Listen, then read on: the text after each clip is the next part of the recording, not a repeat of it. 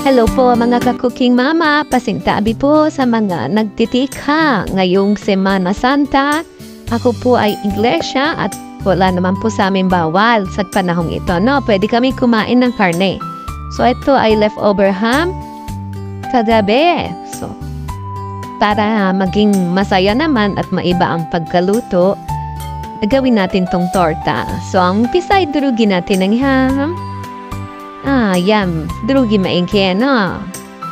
Para walang buo. So, isison natin ng pamintang pino, garlic powder, yan, at saka harina. So, hindi ako naglagay dito ng asin, na. Kasi, maalat na yung ham mismo. So, yan. Lagyan natin to ng 2 egg at yung chop-chop na sibuyas. So, may petsin din to. Konti lang. 1 pinch lang. 1 kurot. Sibuyas. Kung walang sibuyas, pwede rin spring onion. Yung green onion. Yung dahon ng sibuyas. Pwede rin yun. So, 2 egg is okay. Kasi kung isa lang, hindi siya mabubuo. No? Nagtry ako magprito na isa lang ang egg ang ginamit ko. Hindi siya nabuo. So, ito, para perfect yung pagkabuo niya, 2 eggs ang dapat talaga dito. Ayan, nagiging egg. Halu-haluin hanggang sa mag-incorporate lahat na ingredients. So, ito na, start na tayo magprito. Ayan. Gamit lang yung kutsara. Para siyang patty. Gawin natin parang patty. Masarap to sa kanin, masarap lalo to sa tinapay. Kung may pandesal. Pero dahil kinain namin ito ng brunch, kailangan talaga is kanin. So, mamaya, magsisangag ako ng kanin. So, ayan. Yan yung, pagka may mga leftover ka, gawa mo ng paraan.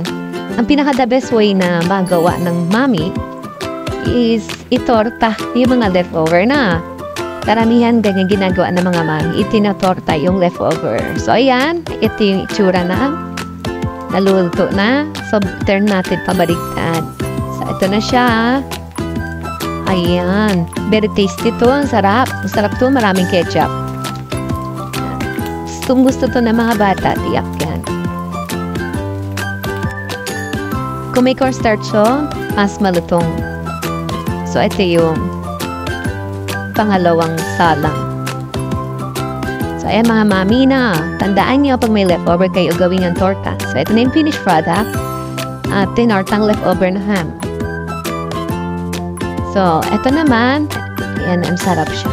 Yes, natikman ko siya. Masarap. Sarap to, maraming ketchup. So, ito naman, magsasangag.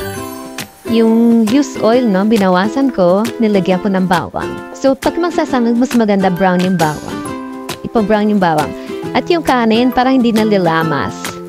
Lagi sa plastic, doon mo siya durugin.